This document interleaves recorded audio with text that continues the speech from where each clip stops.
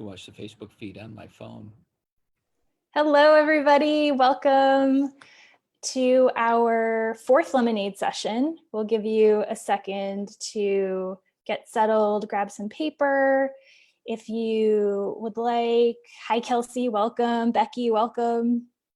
Heather, hello. Welcome back to the United States. We're going to get started in just a couple of minutes, but we wanted to make sure you had some time to get logged in and get settled. We've got Kimberly joining us. So today you'll notice this is not Sue. We're here with Bruce today. It's not that Sue or Amanda has just decided to stop shaving and this is what they look like. We will be hearing from Bruce today, which is going to be really exciting. Hello, Iggy. Welcome. For anybody who wants to, if you click that share button, and let your friends know that we are live and doing a session. It's always the more the merrier over here. So would love to have you share this video and have more of your friends and family join in. We have a lot of grads on this call, it looks like, or on this Zoom, but we also have a lot of new folks, which is very exciting. So if you have never heard of Pathways before, don't worry. If you have not watched the first 3 lemonade sessions, don't worry, you're in the right place. Just stick with us. We won't explain anything that is a new concept. You know, Bruce is going to do a really great job of making sure that it's fun and enjoyable and understandable to everybody. So once again, we're just going to give a couple of minutes or another minute or so for people to grab a pen or paper if they want to take notes. We're going to have you jot some things down. So for those of you who see the chat box over there, if you want to write a comment in there right now and let us know where you are tuning in from in the country or in the world. Always curious to see where people are watching from, and whether it's your lunch or you've just woken up, or like me, you haven't eaten lunch but should have eaten lunch. Just let us know where in the world you are tuning in from. A couple of notes. This is recorded for playback. So we're doing it live right now, and we are going to have this recorded. So if you need to jump off for any reason, it's totally fine. We will have this available for you to come back to later. If you want to share this with any friends who aren't able to tune in right now, you can click share on this video link once it's over, and you can share that with anybody you want. You can also host a watch party. I see Storm is in here. I know Storm has been hosting some watch parties recently, and that's where you watch the playback and you watch it with your friends at the same time so you can chat. So that's another really fun way to get involved if you are feeling a little bit isolated right now and want to watch this with some pals. So just so you know, if you're new to Facebook Live, you can see us, we can't see you. Be yourselves, be comfortable. Type your answers in the chat box. That's how we will know what your answers are or anything you want to share.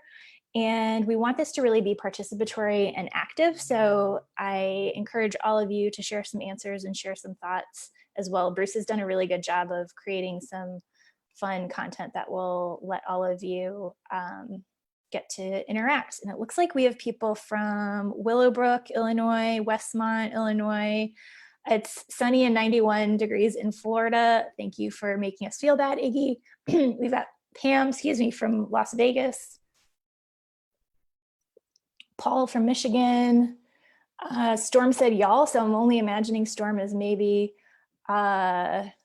watching from the south somewhere. And yeah, welcome. I am Turin. I am a grad of Pathways. I first took basic about 7 years ago. I have done all of the classes, cannot recommend them enough. And now I volunteer on staff. I also am a creative director by day. So I've been helping out with a lot of the Pathways marketing and helping with the transition of moving some of the lessons from basic online. And I'm very excited to be your voice today. So if you have questions, go ahead and type them into the chat box and I will accumulate them and ask them to Bruce. If you are having a hard time hearing something or want clarification, type those in and I will bring that to his attention right away. So, oh, we've got Gulfport, Mississippi, where Storm is, in Seattle too. So we're just covering all over the country right now. For those of you who are new to Pathways and have never heard of us before, make sure you like our page so you can learn more about us in the future.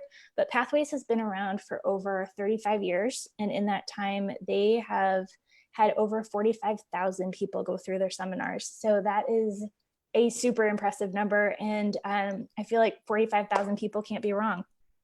So one of the incredible facilitators that we have for BASIC is joining us today, and his name is Bruce Bloom. And he is going to be talking a lot about the concept of trust today. So I am going to kick it off to Bruce. Bruce, take it away. He's done an awesome job and has some slides and materials to share with you. And I will be here and be your voice if you have questions. So Bruce, take it away. Thanks, Trin. Welcome, everyone. I heard a lot of names of people I know. So for all my Pathways friends, hello.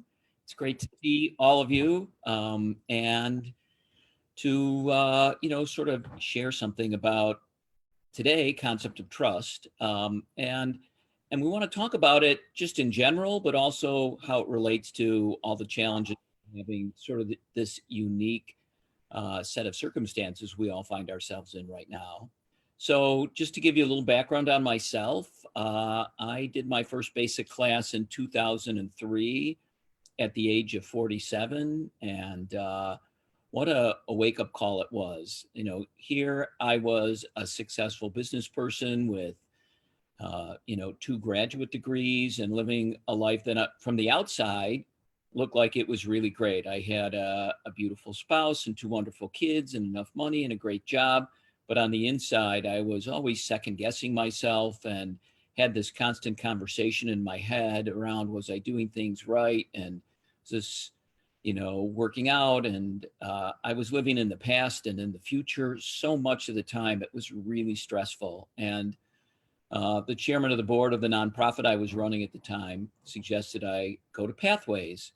And so I did, and it was just amazing. The things I learned in my first basic weekend literally allowed me to change my life. And over the years, I did basic and advanced and leadership, and then I staffed a tremendous amount. And 7 years later, I started doing the guest events, and now I facilitate the basic seminar with Amanda.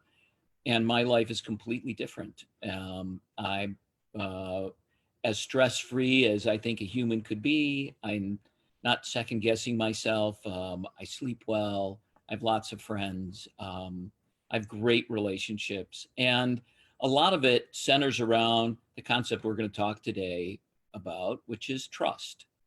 So I am going to share my screen on and off with you. But so today's session is the fourth in the Lemonade series. So this one's on trust. If you haven't seen the other 3, they're posted on our Facebook page. So go back and watch them when you have a chance. This one will also be recorded and posted. So if you need to leave, you can see the rest of it. And if you think there's things that are helpful to refresh your memory, watch it again, or send the link to your friends and family because, they're going to be interested in this kind of information as well. So we're also going to, as Turin said, questions come up, type them in the chat box and Turin will read them. We'll probably save a lot of your questions for the end when we do the Q&A session. But as she said, if you need a clarification or something's not working, type it in and she'll pop in to ask about this. So I want to talk about trust. There's lots of different kinds of trust out in the world, and we're going to talk about a couple different ones. But you can see the first question is, what's your definition of trust? So this is one of those places where you can pop in and type some things in the chat box. And we're not really interested in a dictionary definition of trust, just your sort of everyday real world definition. What does trust mean to you? Where does it come up in your life? How do you feel about the whole concept of trust and what works for you and what doesn't work? Think about those as you think about your definition, and we'll take some examples from you. So post them in the chat box. Takes a little bit of time between when you type and when Turin gets your questions and when she feeds them to me. So in the meantime, when we think about trust, it really starts at such a young age. I mean, even before we understand this concept, with our parents, with our siblings, and our extended family, we start to develop this belief that we have around trust, and that early understanding that we have about trust goes a long way to impacting our lives all the way into the future. Trin, do we have We anybody? do, yeah. So we've got when I can count on the other person. Kelsey says, I can rely on somebody. Becky says she trusts people who she knows are honest with her. All right. Storm says that she struggles to trust anyone. There's always a percentage of doubt. Okay. So what Kelsey said is that I can count on somebody. That's a huge part of trust is, feeling like we can count on someone. Becky said, what was Becky's? Becky had said that she trusts people who she knows are honest with her. Honesty, absolutely. People who keep their word, where their actions and their words are in alignment, makes it easier for us to trust. Many people have huge issues like Storm does with trust. There's always a reason to think about not trusting somebody, how easy it is for us to get hurt. And we're going to talk about those. Any other definitions pop up? Yeah, Don says I can rely on myself and others to take care of people, things, issues, and places I hold dear. Right. Yep. Trusting, and that there's interesting thing, trusting myself and others. Often we think about trust in the whole concept of other people. And while we think about that, so let's move on to the second question, which is who do you trust and why do you trust that person or those people? Right? Think of all your relationships, past and present, personal and professional. Who do you trust? Why? And we're really interested about that because it tells us a lot about ourselves when we think about who we trust out in the world and why we trust those people.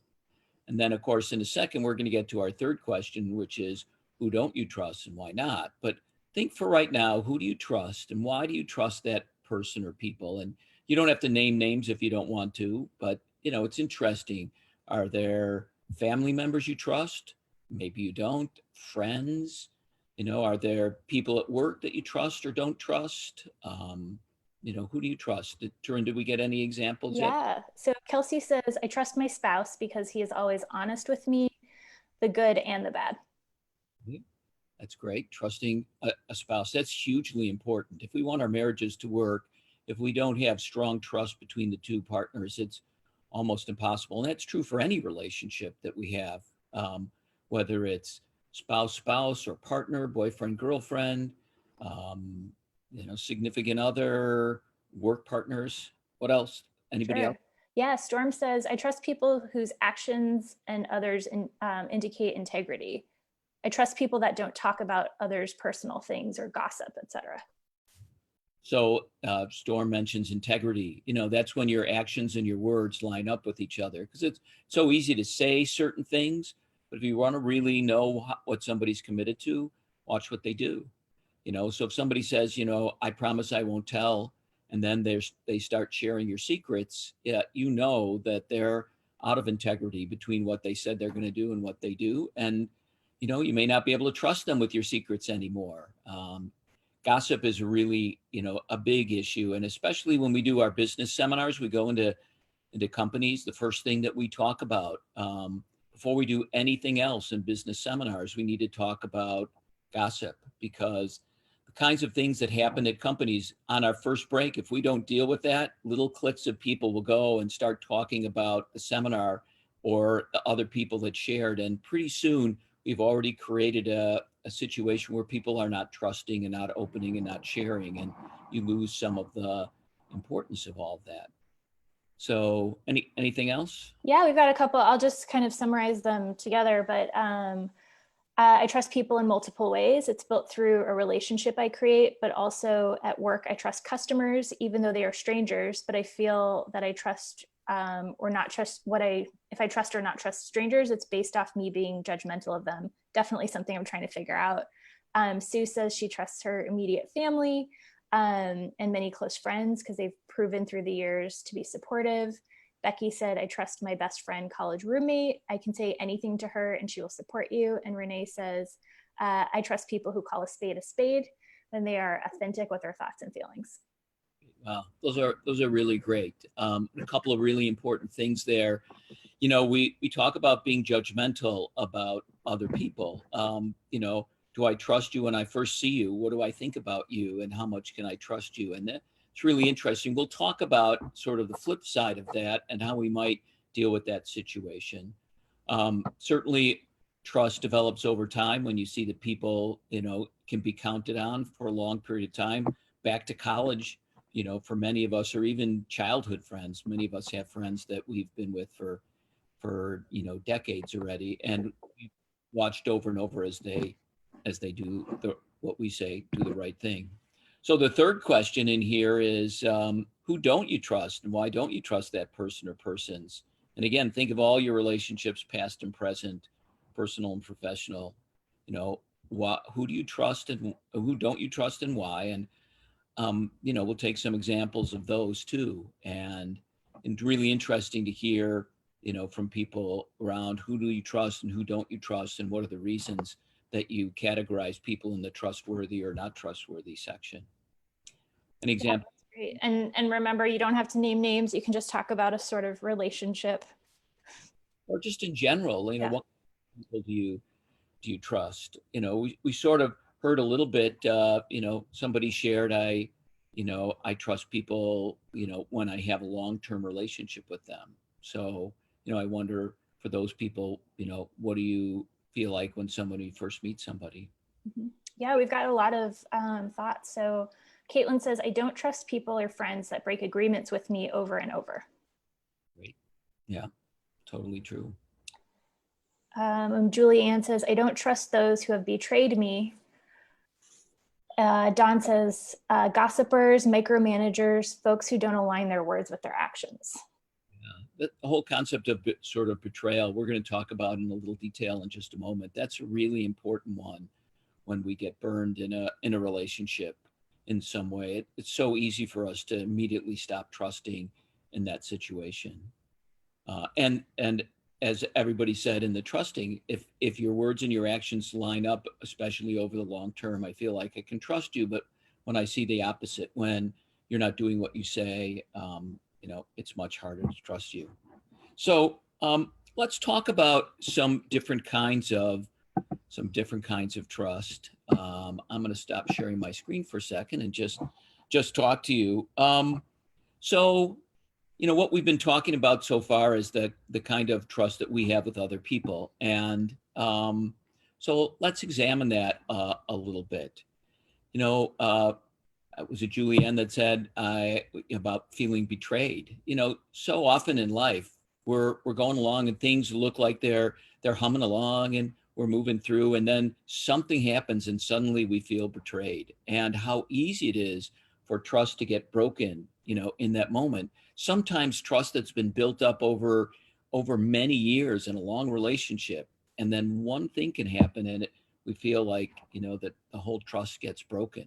And so we want to think about this trust, because we've talked about, you know, the kind of trust where we trust others. You know, I trust you to keep your marriage vows. I trust you to pay me back money that I owe you. I trust you to keep the secrets that I've shared with you that you said you wouldn't share with anybody else.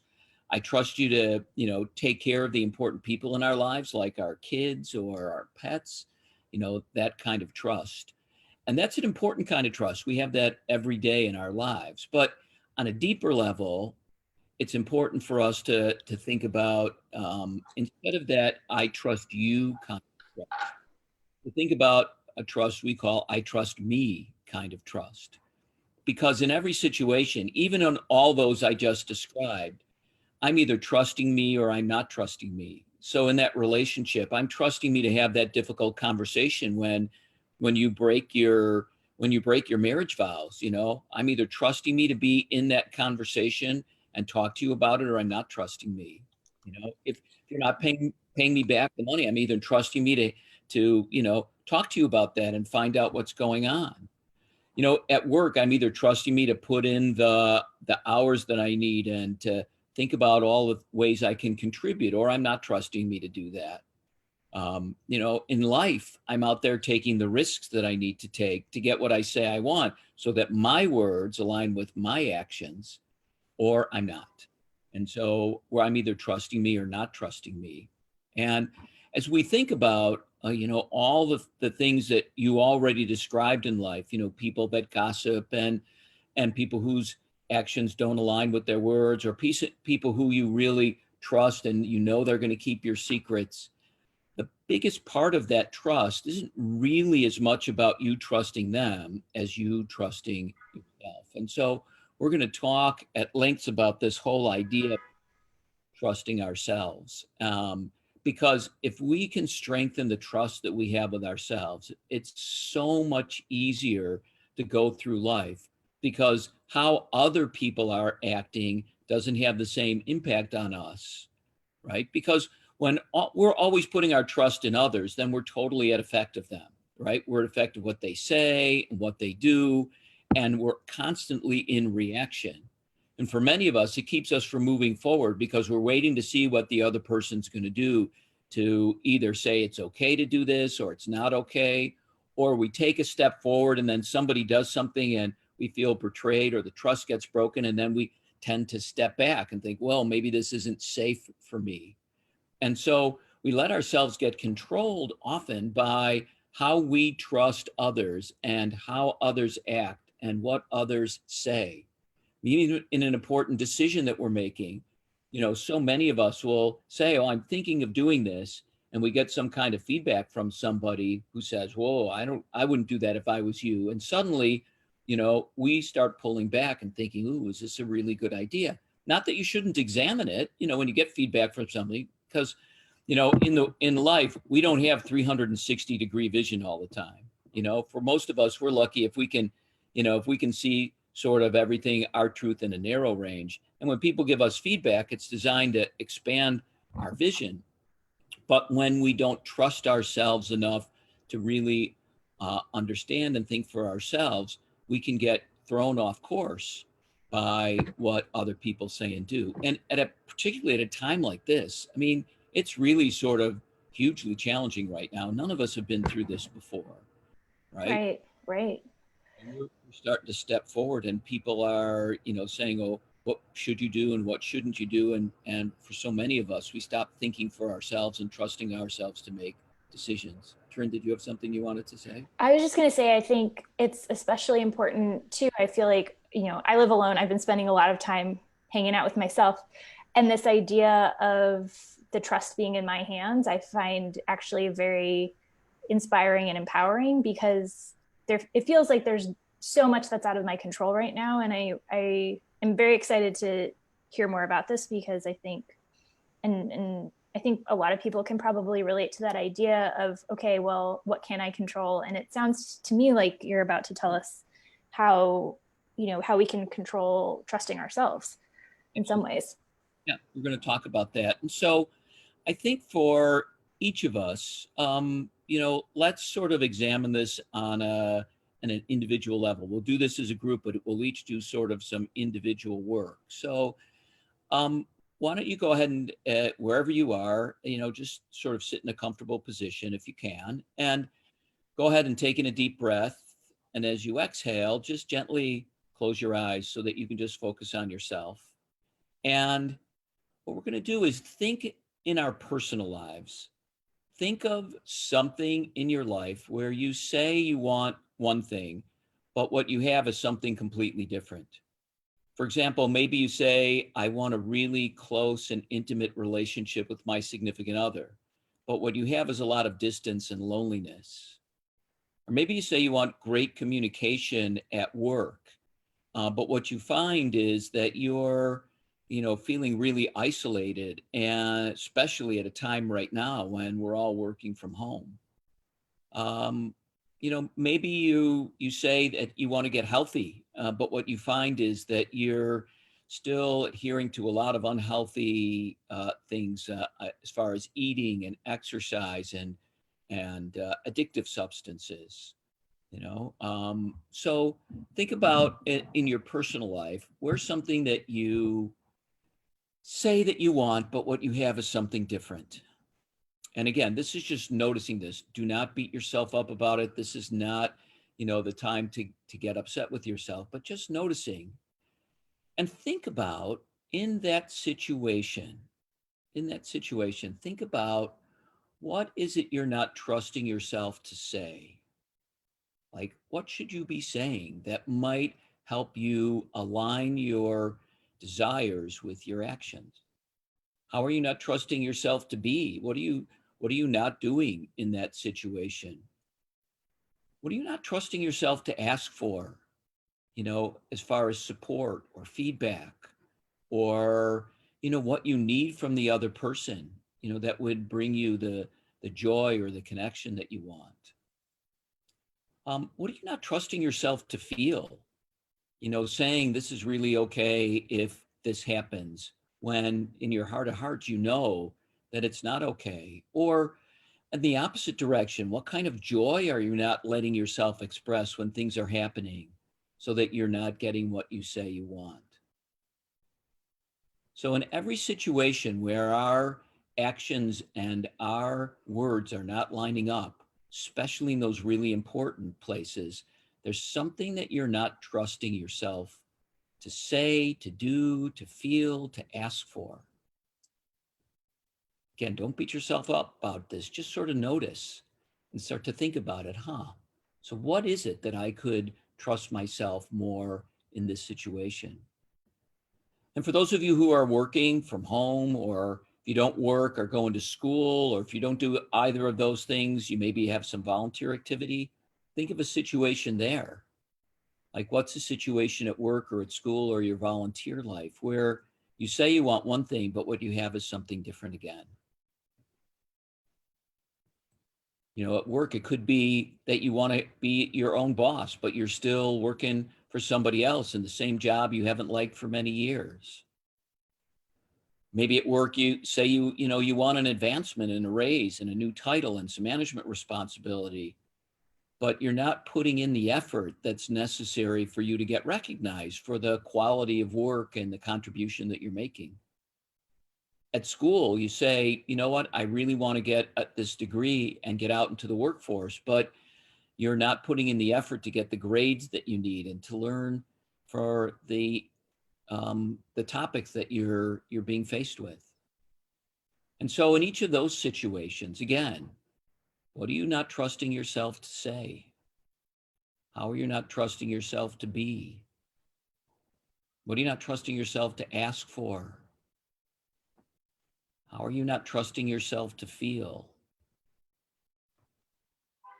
And just noticing for yourself, because in each one of these situations, you can learn to be more trusting of yourself. And we're going to get into that now. So take in another deep breath.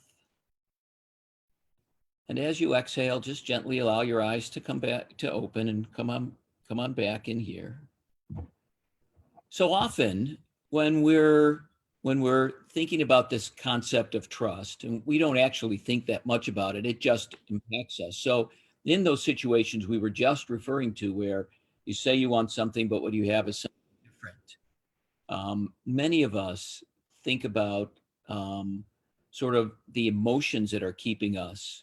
For those of you that have been in the Pathways class, there are two central emotions at opposite ends of the spectrum that we all talk about. And at one end is love, and at the other end is fear. And all the other emotions are in between love and fear. And obviously, if you're not trusting yourself, you're much closer to fear, right? So we're going to take some examples from you about things that you get fearful of that keep you from achieving the things that you say you want to achieve. So you can type these in the chat box and we'll take some examples, because it's important for us to really get in touch with these kinds of fears. And they can be big fears, they can be small fears, but we think these fears are the things that keep us from aligning our actions to our words to make sure that we get what we say. So, type in some things that you're fearful. Turin, anything that people are Yeah, Lauren shared actually as she was doing the centering, and I think this is perfect, she expresses a fear as well regarding health and weight loss. She sometimes feels she's not 100% sure if she can do it, and she doesn't want to fail again. So it seems like there's a fear of failure there. Failure. Yep. What else? I know for myself, I have a fear of judgment. So if, I feel like if I try something and it doesn't go exactly as I want, that I'll judge myself or other people will judge me. Storm says that she has a fear of, my fear of a romantic relationship is the emotional tidal waves that come with a breakup. I'd rather just avoid the whole thing. Right. Yeah, and we get other kinds of fears too. Little fears like I'd be embarrassed if I spoke up at work and I said something that everybody didn't agree with, or even if one person didn't, that I'd be embarrassed to have said that. A lot of people fear success. Sort of in Storm's thing. A lot of people don't want to get emotionally involved because if they do, how do I continue to grow in this relationship? It's so hard to think about over the long term. You know, Yeah, Dawn said that I'm so afraid of the unknown that it paralyzes me and I can't focus. right? Yeah, Oh, it's such a perfect one. Not knowing, and so we just hold back. You know, yeah. I remember sort of early on. I remember at the sort of in my high school years. That was way back when you used to have dances in high school, and Mhm. all the guys would get dressed up and all the girls would get dressed up, and we didn't actually hang out in a group as much as kids do now. And so then we wouldn't go ask the girl to dance because we were afraid she would say no. So 100% of us got the no because we didn't take the risk, right? The Yeah, worst happened was she said no. That wouldn't have been any worse than not doing it at all. So for Don and for Storm, how often we paralyze ourselves and then absolutely can't get some of the things that we want because we're not even willing to take the chance. great. We've got a couple other answers coming in too. A fear of disappointment, or a fear um, of a partner having anxiety if you share with them something like Kelsey shared, she's not speaking up to her husband completely about how fearful she is about the situation they're in with unemployment because of a fear of him having anxiety. Yeah. Yeah, and so then we sort of caretake the other person by not sharing, and then we deprive ourselves of the closeness and support that we could get. And so most of us believe that it's these fears that hold us back from doing the things that we want. But I think Don said it a little bit in his.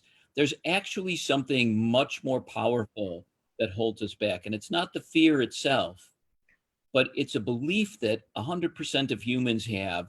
If something I fear happened, then how I would feel.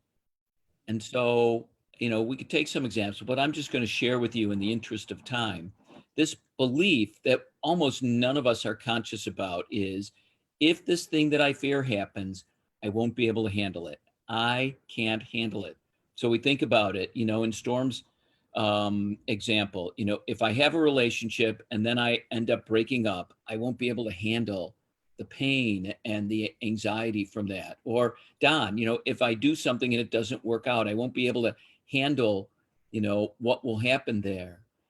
With Kelsey, I'm afraid to talk to my spouse because if then he gets anxious and I get anxious and, and some distance happens or somebody gets angry, I won't be able to handle it. And so we walk around with this unconscious underlying belief that we can't handle things if they go differently than we want them to. And it keeps us from trusting ourselves in the moment to do the things we know we should do. So, I get from Storm, she'd like to have a romantic relationship if she could figure out that she could handle, if I broke up with that person, the emotional anxiety and other kinds of things I had. Same thing for Don. I would take more risks if I knew I could handle it. And same thing with Kelsey. She'd have that conversation if she knew that no matter how her spouse reacted, she could handle it. What's interesting for all of us if we look back at our lives, so many times we got a result we didn't want or we didn't expect or that was really difficult. And for every one of us, we've handled it. Some of us have handled it really easily in that moment and moved on. Some of us, it was challenging and it took a lot of energy and sometimes it took a lot of time. For some of us, it took like going to pathways and learning some new coping strategies and tools.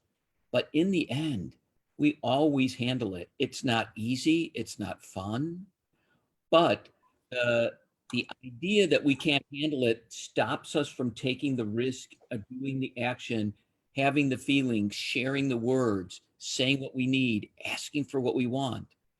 And until we believe that we can handle it, and we have great evidence from our lives that we can, every single one of us has handled really difficult things. People in our lives have died. We've lost jobs, relationships have broken up. We've been embarrassed out in public. We've said the wrong thing. Somebody shared a secret and people have made fun of us, all sorts of things. And yet we've handled it. We're still here. We're still strong. Imagine what our lives would be like if instead of the underlying belief was, I can't handle it if something happens, it was, I can handle it. It might not be easy, it might not be fun, but I can handle it. I am powerful, I'm courageous. And then we could start stepping into trusting ourselves in all those situations. And so all the examples that you've given, you know, so I'm going to share with you a secret that I have, and I'm going to trust you not to tell anybody. But if you do, I can handle it. If somebody finds out, because sometimes, I share with you how I'm feeling about somebody else, and then that person finds out, and then they're upset with me, and then I'm upset with you for telling that person, right? In that situation, I should just bypass you and go right to that person and tell what I'm doing and not even put myself in that situation. But if it happens, I can handle it. And it's really important for all of us. And if we can get to the point where we can feel that power and that courage and take those risks, imagine what our lives would be like. We'd be so much more self-accepting. We'd be more loving to ourselves. We'd have greater respect for ourselves and the people that we're with. And imagine the things that we could accomplish, because so often we're holding ourselves back and waiting for the perfect moment or waiting for the person we can trust or waiting to build up that courage to do it. I don't know who was it that was fearful that if she started to go on a diet that she might fail again. Oh, you're giving me a pop quiz, but I'm going to pass it. It was Lauren. Okay, so that example, so it's not about making sure you achieve the final goal. It's about taking the step forward and saying, I'm important enough to me right now that my health and my weight is paramount. And so today I'm going to start moving forward and do something. I'm going to, eat more vegetables. I'm going to count my calories. I'm going to sign up for Noom. I'm going to take a class. I'm going to find a accountability buddy. And every day I'm going to see what I can do. One day I end up eating an entire bag of Doritos at 10 o'clock at night. The next morning, I'm going to step forward and I'm going to keep going. And so wherever I get to, it's the journey. If I trust myself that I can handle whatever happens, life is full of ups and downs. And, it would be great if we only had ups, if we decided, I'm going to go on the weight loss thing and I'm the next thing I know, I'm going to be lighter and fitter and healthier. But it's not like that. Life fluctuates, but the courage to get out there every day and take the steps is what we need to start trusting ourselves to do. And so, one of the suggestions, just start with some things that you've been holding on to for a while. And, start with places where you can see that even if it doesn't go the way you want it, you can handle the outcome. So have that conversation. For Lauren, do whatever the first step is, whether it's cleaning out some of the stuff from your cupboards or examining some of the weight loss things that are out there, or, just telling somebody you're going to start doing it, finding an accountability buddy.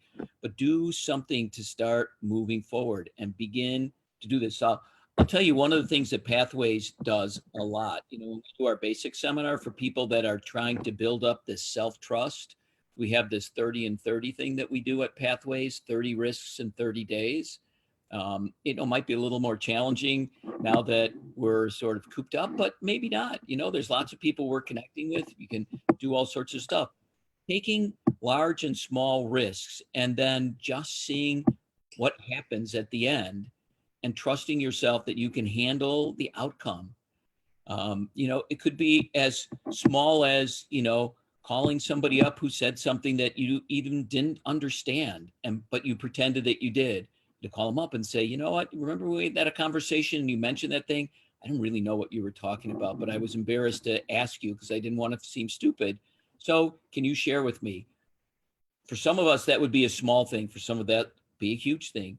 Find your small steps and start to take them and show yourself that you can handle it. And really, everything around trust is around the belief that you can handle the outcome no matter what you do. It frees you up to then become a powerful, risk-taking person who expands our comfort zone. And so I think we'll end there. We're supposed to leave ourselves 15 or 20 minutes to take some people. So, I hope that was helpful. I enjoyed it. Trin, thanks for coaching and being the intermediary here. Yeah, of course. And we do have some questions, so this is perfect. So a lot of questions coming up kind of around what's going on right now in the world. And one of the questions is, can you address trust and how it pertains these days to the coronavirus? So Sue says, I feel I need to trust news sources, medical experts, et cetera, but so much of their info conflicts with each other and what other sources are saying. And people are claiming that even neutral sources are biased. So yeah, could you talk about trust a little bit in that sense, in terms of trusting, what media or what sources to trust? Yeah. So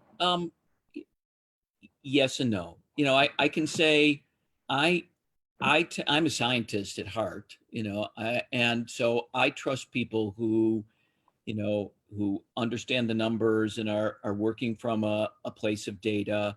So, sort of when I see the daily briefings, whether it's state or federal or even international kinds of briefings, the first thing I think about is what kind of data are people using? So that's the first thing that helps me understand that. I think there's some people who are reacting around this from emotions, some people who are acting around this from beliefs, and some people who are acting around this from data. Now, even the people that are using the data changes all the time. And so I want to trust somebody who's willing to say, okay, yesterday, I thought it was okay for us to just have social distancing for 14 days. But now I realize, because so many asymptomatic people can come into our lives during that time, it might need to be 28 days so that I have 14 days from every time somebody came into my life. And so I look for people who are flexible, who are good listeners, listening to each other, who see more of a perspective. I'm afraid that, many of the news sources have become politicized these days. And so people tend to, listen to the sources that agree with their beliefs already. And, that may be okay, but for me, I try and find, neutral sources where I know they're listening to the data, and the data are being accumulated. There's all sorts of talk out there about already available drugs that might be helpful. I saw this morning that the Food and Drug Administration in the US now believes that there's enough information about a couple of the anti-malarial drugs that they're starting to recommend that hospitals start using them for the sickest patients. At the same time, they've said, please collect the data, because this is early data that we have, and later on, we might find out it works for some people, but not for others. It works for some age groups, but not for others. Let's keep the data and see if we can, figure this out later. So that's my best answer. It's a really uncertain time. It's challenging for all of us. I'm glad I'm not in the position of, a local state or federal leader that has to make decisions, because imagine how much data was available a month ago or 2 months ago, and people were just taking wild guesses. Some of them, it looks like they made really good guesses in Korea and Taiwan and Hong Kong. Some other countries made poor guesses, like in Italy and in Spain. And at the US, it seems like we're sort of in the middle. We didn't make the best guesses. We didn't make the worst guesses, but we have more coronavirus in the US than there is any place else now. And so, we need to make good decisions based on data going forward. It sounds to me like you're also saying to look at those organizations with the same lens you would look at trusting a person, right? So, are the actions that they're showing or saying true to what they're saying? And also, are you feeling like you can trust them based on how they're behaving, or if they're saying, what, we made a mistake, or having that vulnerability. Iggy brings up a good point. He said, he asked, isn't the concept you just shared more about trusting that we will survive this, being careful but knowing that we can handle this? And how would you, I guess, reconcile that idea with we can handle this with all of those sources and news sources? Well, and so I think that's a really good point. I think about it in my world, I'm being really careful because, the outcome that I'm trying to create is for me and the people that I'm closest to, that we do survive this with the minimum amount of anxiety and, disease. So, I'm really careful when I think about, I could listen to, this group over here that's more relaxed, this group over here that's sort of more centrist, and this group over here that's very, tight around restrictions. Where am I comfortable on that continuum that I know I could handle the outcome? And, for me, I don't think I could handle the outcome if I was kind of lackadaisical about, going out to the store every day just because I feel like, I want another 6-pack or I need some chocolate. I'm way over at this end. I have to be really careful. I'm wiping down all of my groceries when they come in with Lysol, because I don't know who's touched it. And so for me, I'm over here. I think there's people that are over here. I think there's people that are over on this end kind of being lackadaisical. I worry about the impact that they have on the rest of us. So I'm also over here trying to minimize my impact on the rest of the world, because if I go to the store too often, I could become somebody who spreads the disease. Sure. Yeah, I think that's a really great point. And we're getting a lot of comments, which is awesome. It's good that this is a good discussion point, and people are feeling like they've got things to say about that. And if at any point I ask one of your questions and it's not quite what you were intending, go ahead and add a message in there, and I'll update the question. Before you go, I just want to say something. In our little family, Amy and Molly and I, we've talked about the fact that if we get sick, it means one of us probably brought the virus in and the other two got sick from that. And are we okay? We talked about, how guilty would one of us feel if, we brought this into the house. I think talking about, so this is one of those places where trusting ourselves to have these difficult conversations and bring up important topics is really important. And, especially because, for some of us, this coronavirus could be lethal. I'm the oldest one in our little threesome. I'm 64, Amy's 48, and Molly's 16. And so there's a wide gap between all of us. And, thinking about, what if Molly turned out to be the vector of disease in our house and I ended up, dying from it? I don't want her carrying that on, and so we've talked about, that's okay. And, do your best. And that way you can feel good, like, you trusted yourself to do the right kinds of things. All right. Yeah, no, that's great. And one of the pieces that I found really helpful during this time, where I do feel like there's a lot of organizations, I mean, how many of us got an email from any company we had ever interacted with letting us know what their response was, right? But I feel like all this information is coming at me, and one of the things I found helpful is to look at the people in my life that I trust and say to them, where are you getting your information from? And I found that that lets those people do some of the filtering for me. And I just take the answer and I say, you know what, I trust you a lot, and I trust that you've vetted and figured out where the best source of information is for you, and I'm just going to steal that. So that's something that's been helping me during this time. And Storm says that she's found approaching the things that and she puts this in quotes, she can't handle.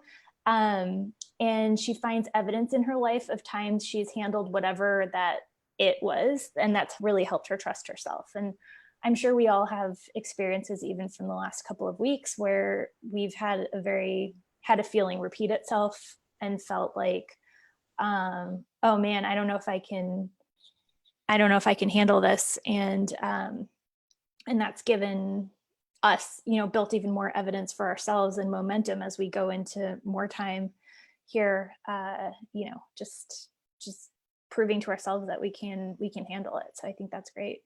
Be a really great assignment for each of us, since many of us have a lot of extra time now, is maybe we should write down our I handled it list, and really show us, some of them were small things, but I handled it when my pet died. I handled it when I had to quit my job. I got divorced. That was a horrible, difficult thing for me, but I handled it and came out the other end. And for many of us, I think we don't realize the kinds of things we've already handled and really accomplished, and how we bounce back and use those things to propel us forward in life and make different decisions the next time. And so maybe, write down your top 20 challenging things that you handled and came out the other end, and see how powerful you are and how capable you are at, handling even the things you feared the most.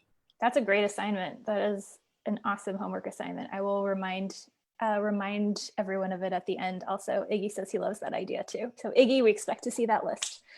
One of the questions that's been coming up a lot is around trusting others in terms of having to work in an environment where people are coming in contact with the public, or, I live in a building where we're all coming in and out the same doors. And there's a level of trust there that we need to have with each other around if somebody has symptoms, sharing that with each other. Or, Caitlin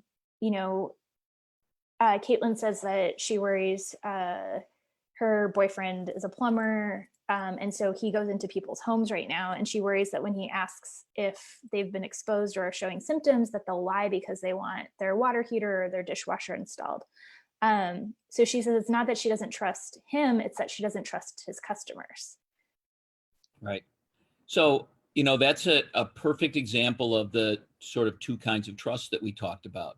So there's the trust of others and the trust of ourselves. And so, so for Caitlin, right, she trusts her, did you say it's her boyfriend?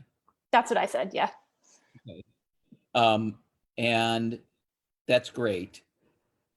I guess the question is, does she trust herself if he's coming in and out of the house and has this potential exposure?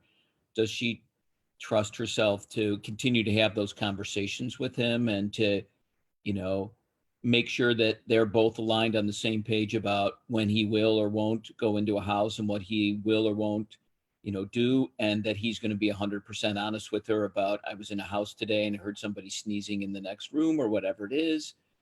And also, is she willing to continue to, to be sequestered with him if he's got this, and thinking in advance. So if I get sick because he gets sick, how am I going to feel?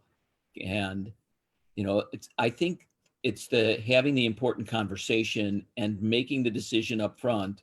You know what? I can handle this. If he's out there doing the this work that's really critical, and he comes home and one or both of us get sick, that's okay. I can handle it. I won't be happy, but I can handle it. And I think to your point about setting the boundary of like, will I live with this person? Will I continue to see this person? How that works, trusting yourself that if you have to follow through with one of those actions, that you can handle that too. Yeah. Paul says, I'm spending my time at home in protection against the virus. It's hard for me not to be in fear. Trusting in myself is key for me. Thank you, Bruce. So a lot of love that, Bruce. People are loving this idea of the assignment that you gave everybody, and just just recapping it. You're getting thank you, Bruce, and some heart emojis. So everyone are big Bruce fans today out there. So in our last couple minutes, is there anything else before I wrap things up? Any burning questions people have, or anything else, Bruce, that you want to share? And Lauren said that she loves the idea too, that you had that conversation with your family. She said she and her roommate talked about that too and established some rules about cleaning, about their cars and their home and things, to make sure they're doing their part not to get each other sick. And that's so important right now. So that's great that you have that set up and have those agreements set up. I would say, a place that I had to really trust myself around this. Like I said, I'm a scientist, so I know how viruses spread, and it's so easy to not be aware of some surface you touched. So, when I first started this a couple of weeks ago with Amy and Molly, I felt like they were going to really believe that I was crazy in the amount of care I was taking in keeping the virus from coming in our house. The first time Amy went shopping and she was coming up the stairs and I said, don't bring the groceries in the house yet. And she looked at me like, what are you talking about? And I said, because I'm not ready to cleanse the bags and the boxes and the cans and the bottles yet. And she said, well, why do we have to do that? I said, because we don't know who's touched any of those things, including the person that put them in the bag for you. And so we've gone from, it's been a huge learning curve for us. And I've been dating Amy for 7.5 years, and we're engaged to be married. And I was afraid at the beginning to share what I know about virology and infectious diseases, even though that's my part of my background, because I was afraid of the reaction that she would have. And, I had to trust myself to break through it, that it was more important to share the information than it was to protect myself from the reaction. And there was a reaction, like people were, the two of them, they're like, their eyes were rolling, like, are you kidding me? Like, I have to wipe down every apple that I got from the store.